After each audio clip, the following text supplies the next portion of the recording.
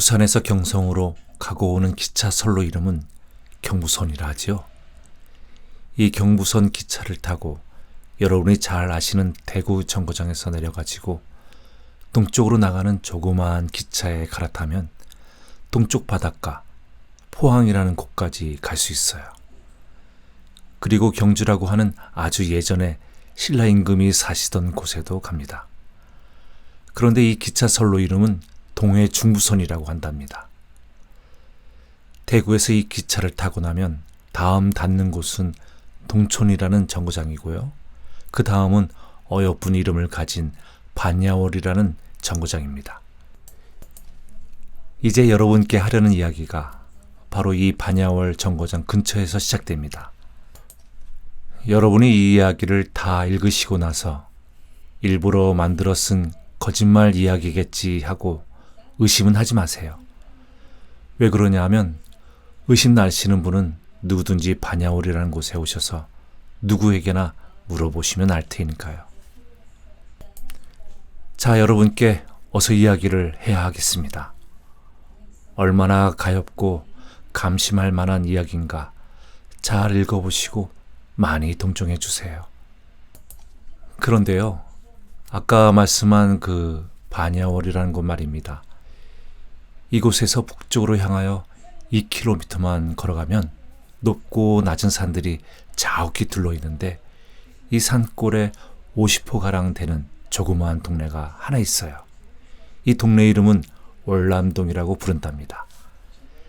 이 월남동이라는 동네에 지금부터 40년 전에 명학이라고 부르는 소년이 있었습니다. 이 소년 명학군에게는 동생이 둘이 있었는데 큰 동생은 아주 살이 퉁퉁하게 쪄서 뚱보라는 별명을 듣는 명룡이고요. 다음 동생은 두 눈이 무척 큼직하게 생겼다고 눈쟁이라는 별명을 듣는 명우랍니다.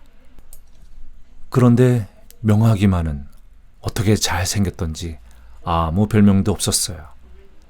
그때 명학이는 12살, 명룡이는 8살, 명우는 4살이었어요. 그런데 참 이상한 것이 하나 있어요. 명학이에게는 우연히 아버지가 없으셨어요. 어떻게 된 셈인지 재작년 가을부터 아무 말 없이 없어지고 말았어요. 어머니, 아빠 어디 갔어? 하고 그의 어머니에게 물어보면 난 몰라. 어디 갔는지. 왜 몰라? 가르쳐줘. 모르는데 어떻게 가르쳐주니? 하며 어머니도 모르시는 모양이었어요. 점점 오래되어 가면 갈수록 아버지 생각이 간절해졌어요. 어떤 때는 어머니 몰래 뒷산에 올라가서 소리를 쳐요. 우리 아버지 보고 싶어 하며 울기도 했답니다. 밤이 되면 산골이기 때문에 부엉이는 부엉부엉 울고 산새도 간간히 처량하게 울지요. 어머니와 동생들 곁에 누워 자려면 여간 무서운 것이 아니었어요. 바람이나 불고 비나 오는 밤이면 어머니도 무서운지 불을 켜놓고 오래도록 잠을 자지 않았어요. 그럴 때는 명학이도 장난치지 않고 어머니를 위로하려고 동생들도 잠이 못 들게 장난을 합니다. 명룡아, 수수께끼 할까? 하고 자려던 명룡이가 벌떡 일어납니다. 명룡아, 배도 못 먹는 배가 뭐냐? 못 먹는 배는 할배. 그러면 보가 뭐냐? 보? 그래, 보라는 게 뭐냐? 모르겠다. 하하, 뚱보도 모르냐? 명룡이는 자기 별명이 뚱보니까 그만 불쑥 성을 냅니다. 그러면 어머니도 싱긋이 웃으셨어요. 이제는 형이라고 부르지 않을 테야 하고 명룡이는 아주 골이 나서 쿨쿨하며 그만 누워 자버립니다. 명우는 본래부터 저녁만 먹으면 누워 자는 까닭에 명학이는 어머니와 단둘이서 앉아 있습니다. 그때는 오늘과 같이 학교가 없었으니까 글을 배우려면 서당이라는 데 가서 배웠어요. 명학이는 서당에 갈 나이가 되어서 그만 아버지가 없어졌으니까 글이라고는 한자도 못 배웠어요. 그런 까닭에 낮에는 산에 가 나무도 하고 방아도 찍고 밤에는 신을 삼았습니다. 아버지가 없어져도 돈만 있으면 서당에 못 갔을 리가 없었겠지요. 이렇게 무섭고 잠 안 오는 밤은 유별나게도 아버지 생각이 간절했어요. 그래도 어머니 마음이 상할까 해서 차마 입으로는 아버지 보고 싶다는 말은 못하고 입을 꼭 다물고 신을 삼기 시작합니다. 그때는 고무신이 없었던 까닭에 모두 지프로 신을 삼아 신었던 것입니다. 어머니, 아버지는 정말 어디 가셨을까? 명학이는 참다 못하여 그만 어머니에게 묻습니다. 그날 밤은 대보름날 밤이었습니다. 어머니는 슬쩍 소매에다 눈물을 씻고 너희 아버지는 후에 네가 어른이 되면 찾아오지 하셨습니다. 왜? 지금은 못 찾을까? 명학이는 두 귀가 번쩍하여 어머니에게 다가앉았습니다. 그럼 네가 어른이 되어야지 하며 어머니는 아주 슬퍼하시는 모양이었어요. 그래서 명학이는 속으로 단단히 한 가지 마음을 먹고 그러면 아버지가 어디 있어요? 하고 어머니 곁에 다가앉으며 아주 딱 잡아 물었습니다. 그까지 아버지는 우리를 버리고 가버렸는데 찾아가면 뭐해? 하시고 한숨을 내쉬었어요. 어머니, 왜 아버지는 우리를 버렸어? 너희 아버지는 이 아래 동네에 반야월 장터에 있지만은 우리가 미워서 아주 보기 싫어한단다. 어머니는 의외에도 이렇게 대답하시며 더 말하지 않으려고 명학이에게 그만 누워 자라고만 하셨어요. 아버지가 반야월 장터에 계셔요? 명학이는 자기 아버지가 아주 멀리 가버리신 줄만 알고 무척 슬퍼해왔는데 의외에도 아주 가까운 반야월 장터에 있다는 것이 어떻게 기뻤는지 몰랐어요. 그만 쓸데없는 말을 묻지도 말고 어서 누워 잠이나 자려무나. 네가 커서 어른이 되어 이 엄마하고 동생들을 먹여 살려야 한다. 너희 아버지처럼 자기 집안 사람들 모두 떼어버리고 저 혼자만 잘 살려고 하는 사람이 되면 안 되는 거야 하셨습니다. 명학이는 어머니 말씀이 귀 안에 들어오지 않고 어서 날이 새면 반야월에 있다는 아버지를 찾아가리라고 굳게 결심했습니다.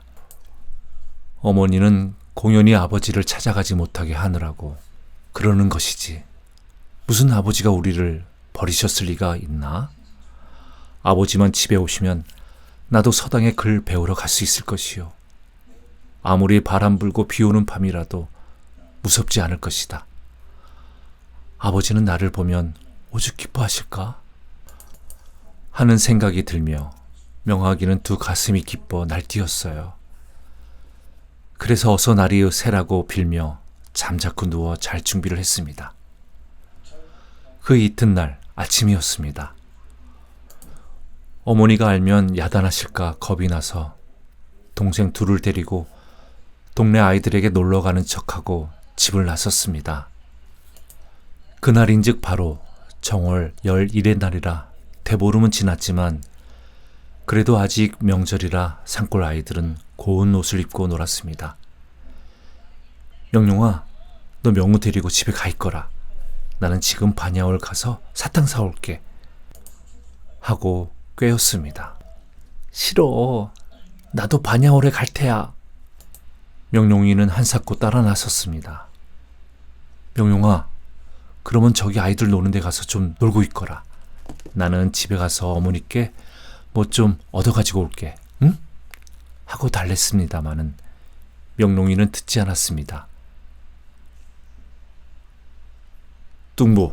뚱보야, 너 내 말 안 들으면 때릴 테다. 때려봐. 죽어도 따라갈 테야. 명학이는 울며 발버둥을 치는 명룡이와 명우를 버리고 반야월 가는 길을 향하여 줄다름쳤습니다.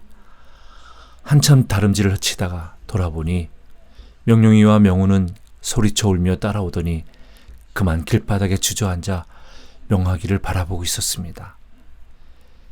명하기는 쫓아가서 두 동생을 업고 달래주고 싶어 두 눈에 눈물이 날 것 같았습니다마는 명룡아, 울지 말고 집으로 가거라. 오늘 아버지와 같이 올게. 하고는 휙 돌아서 줄다름을 쳤습니다. 몹시 추운 바람이 달려가는 명하기를 휩쓸어다 때려 붙일 것 같았습니다. 그래도 기를 쓰고 두 손바닥으로 양 귀를 꼭 덮어가지고 반야월까지 왔습니다. 그때는 아직 반야월에 기찻길이 나기 전이기 때문에 몹시 어수룩한 촌이었어요. 반야월까지 오기는 했지만 어느 집이 아버지 집인지를 알 수가 없었습니다. 아직 나이가 겨우 12살 된 어린아이니까 누구에게 물어볼 줄도 모르고 산골에서 자란 아이인지라 부끄러워서도 묻지를 못했습니다. 그저 이 집 저 집 슬쩍슬쩍 들여다보고만 다녔어요.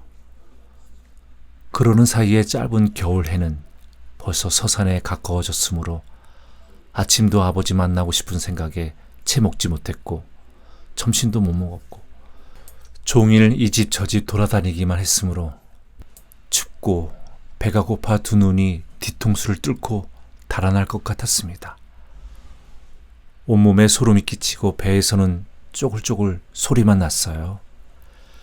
그래서 길가 어느 집 단모퉁이에 기대서서 집으로 돌아갈까 하고 생각했습니다마는 아버지도 찾지 못하고 가기가 부끄러워 이대로 길가에서 밤을 새워서라도 기어이 아버지를 찾아가지고 가리라고 결심했습니다. 그러는 사이에 사정없는 햇님은 그만 서쪽 산 너머로 슬그머니 소리 없이 기울어지고 찬바람만 무섭게 불어닥쳤습니다. 집들은 모두 문을 안으로 잠가버리고 배는 점점 더 고팠으므로 명하기는 그만 어떻게 서럽던지 훌쩍훌쩍 울기 시작했습니다.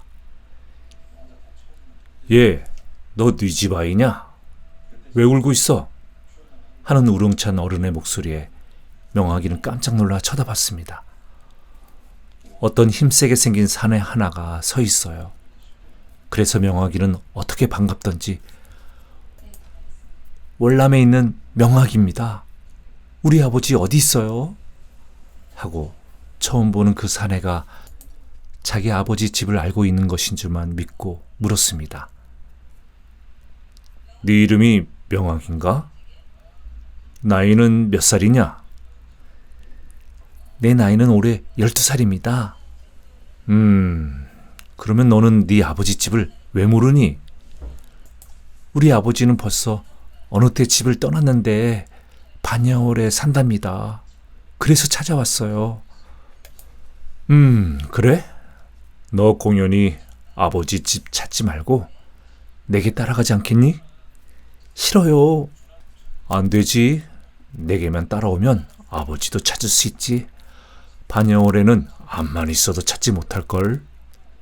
명하기는 오늘 종일 찾아봐도 자기 아버지 집은 없었으니까 이 사람 말이 옳은 말인가 하고 생각했습니다. 그러지 말고 얘야. 네 아버지를 기어이 찾아보고 싶거든. 우리에게 따라가자. 그러면 고운 옷도 입을 수 있고 맛있는 사탕도 마음대로 먹을 수 있고. 그 사내가 이렇게 말할 즈음에 어디서 몰려왔는지 한때의 사람이 몰려와 명하기를 가운데 두고 휘둘러 썼습니다.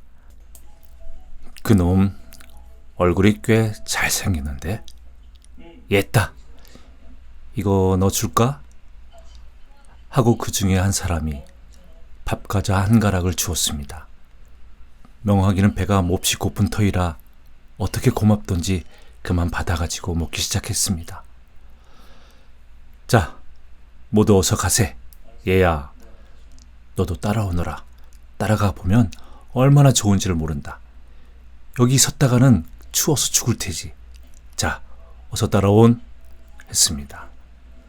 명하기도 가뜩이나 춥고 무섭고 배고픈 터이라 속으로는 무시무시하면서도 한 걸음 두 걸음 따라 나섰습니다. 어느덧 반야월 동네도 뒤로 멀어지고 어스름한 들길을 걸어가고 있었습니다. 이렇게 조금 가다가 얼른 들으니 사내들은 저희끼리 쑥덕쑥덕했습니다. 그놈 아이 얼굴이 꽤 괜찮으니까 데리고 가세. 저놈 아이가 나중에 기어이 싫다면 어쩌나? 싫다면 다른 데 갖다 팔아먹지. 돈량이나 받을걸? 하는 소리가 얼른 들렸습니다. 명학이는 갑자기 움찔하고 머물러 섰습니다.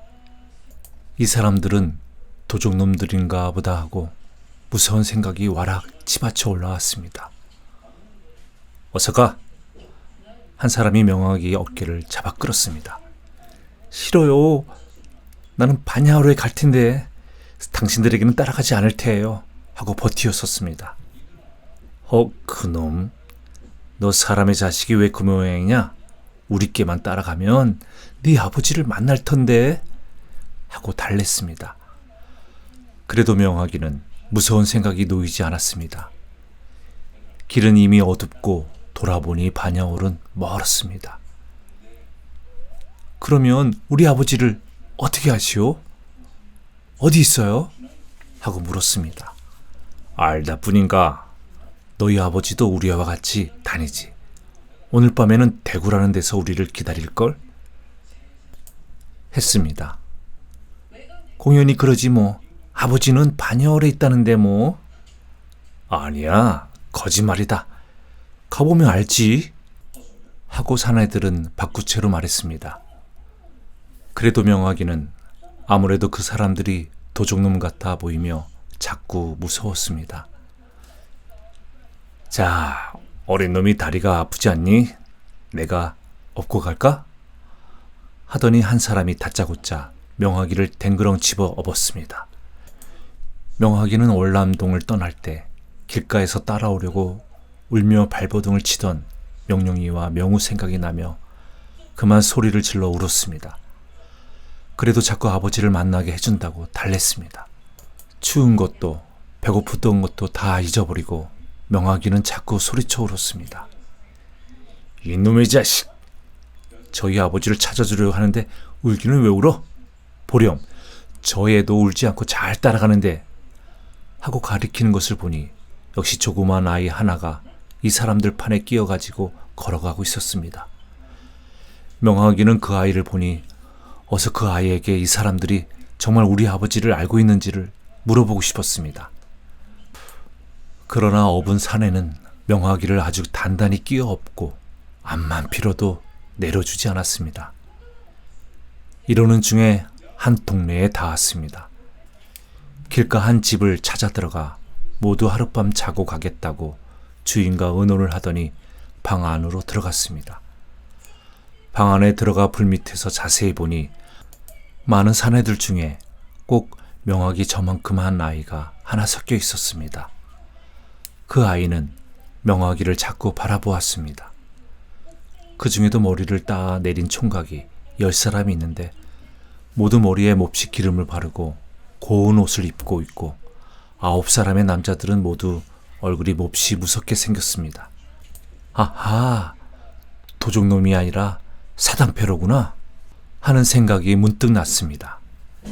명학이 사는 월남동에도 보름날 이렇게 생긴 사람들이 와서 굳히고 춤추고 재주 부리고 하여 돈벌이 해가지고 가는 것이 생각났던 것입니다. 그래서 사당패니까 도적놈들은 아니니까 무섭기도 덜한 것 같았습니다. 얼마 있다 수두룩하게 차려 나온 밥을 모두 둘러앉아 먹는데 명학이도 배가 고파 죽을 지경이라 한축 끼어 실컷 밥을 먹었습니다. 저녁을 먹고 나더니 모두 일어섰습니다.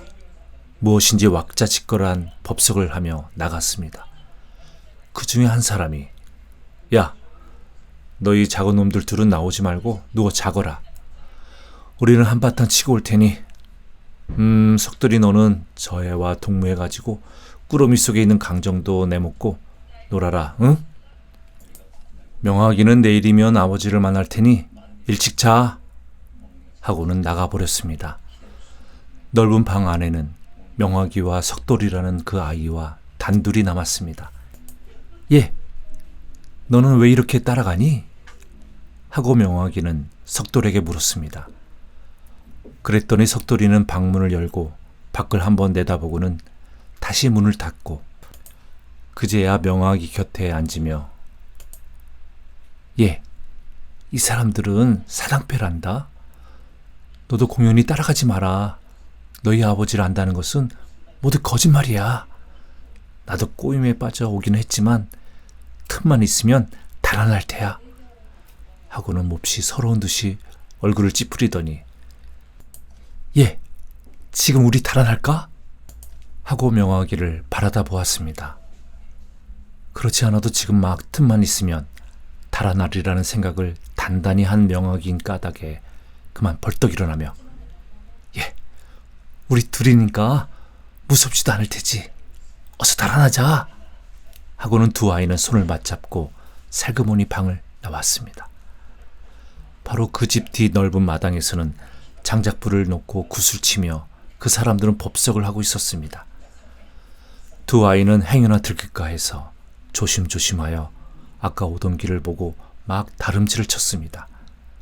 그때 명화기가 돌아보니 자기들이 있던 방 안으로 사당패 한 사람이 들어갔다 나오며 석돌아!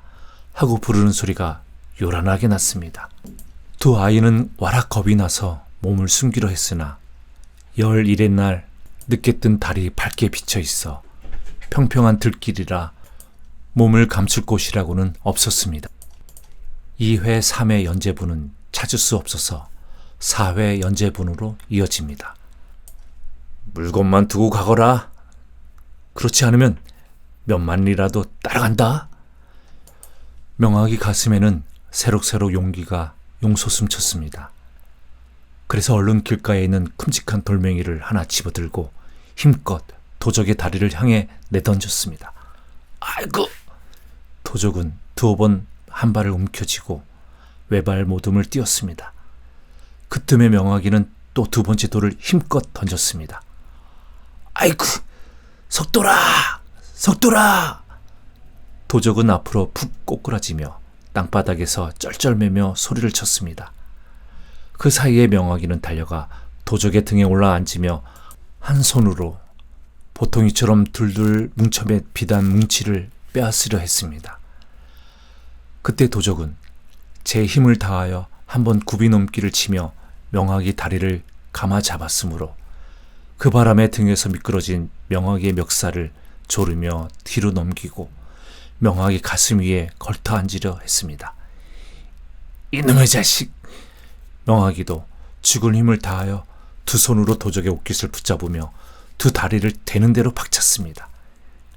이때 어디서인지 사람의 발소리가 가까워져서 명화기가 얼른 보니 조그만 총각 하나가 도적의 뭉치를 둘러매었습니다.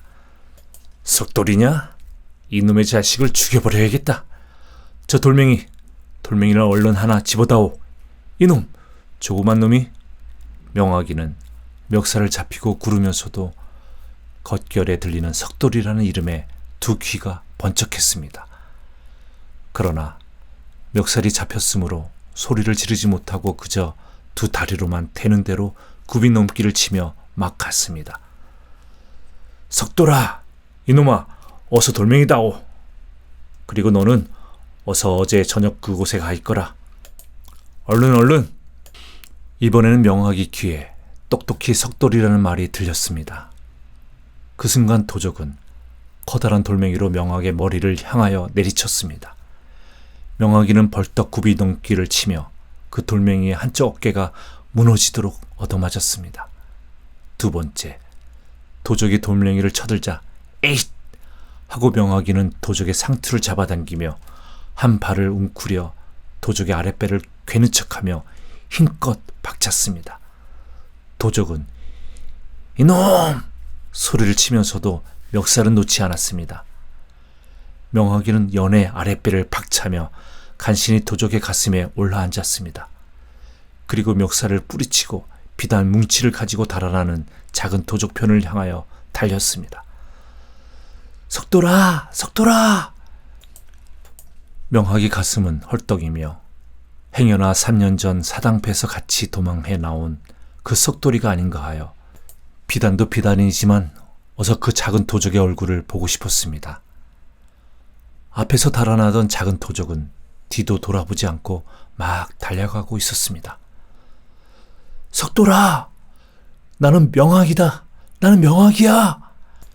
하고 따라 쫓았습니다. 이윽고 작은 도적은 휙 돌아서며 멈칫하고 서 있었습니다.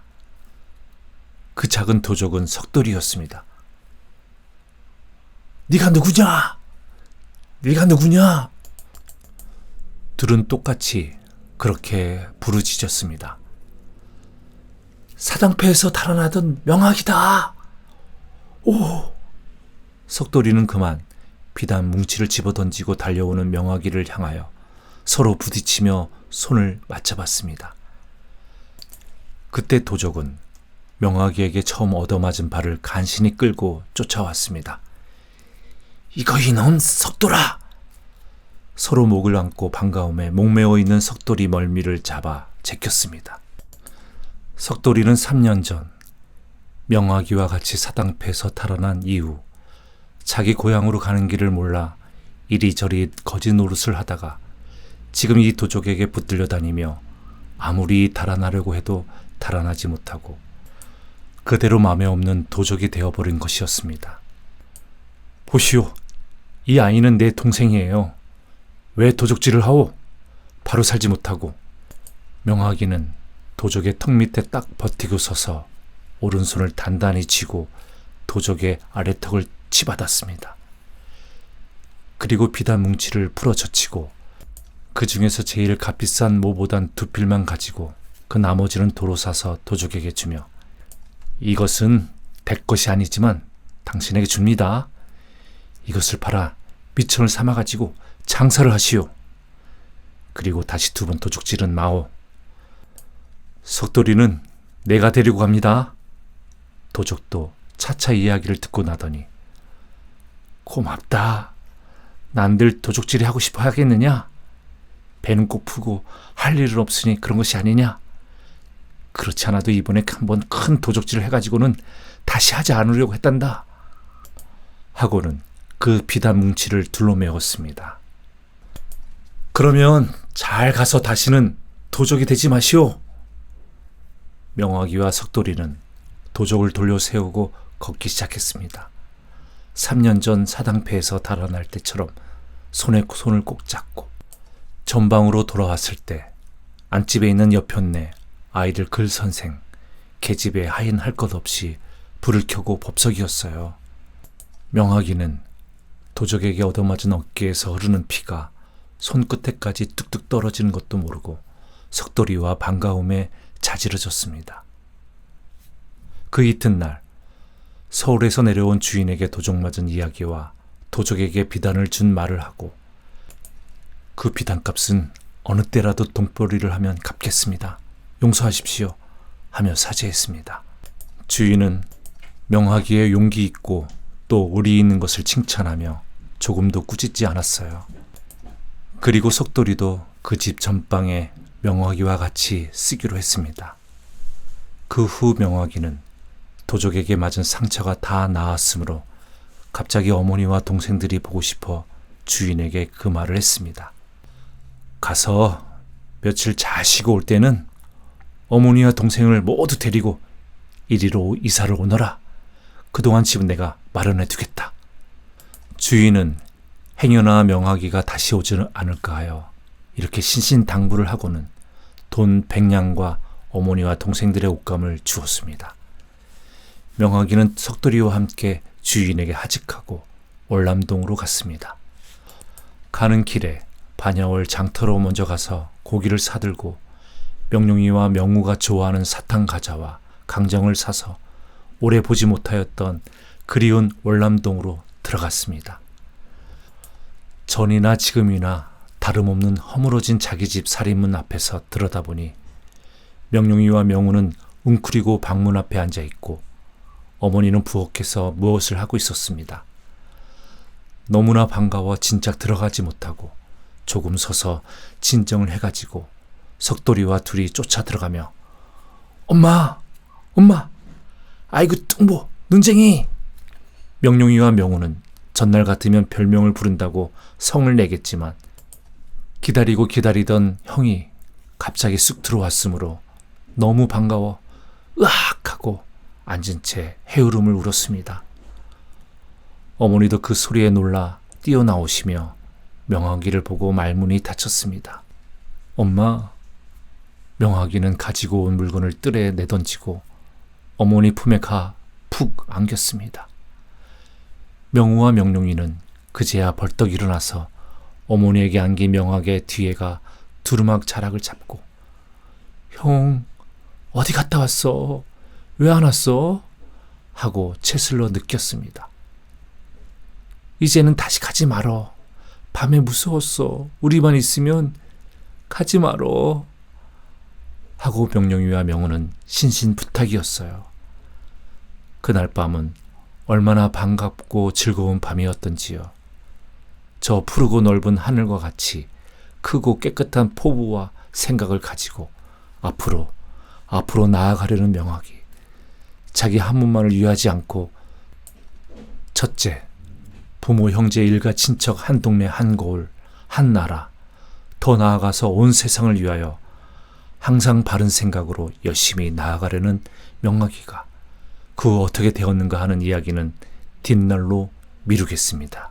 가엾은 동무 석돌이, 뚱보 명룡이, 눈쟁이 명우를 거느리고 명학이는 얼마나 훌륭한 사람이 되었는지요. 그리고 그리워하던 아버지를 모셔올 때까지의 모든 이야기도 뒷날로 미룹니다.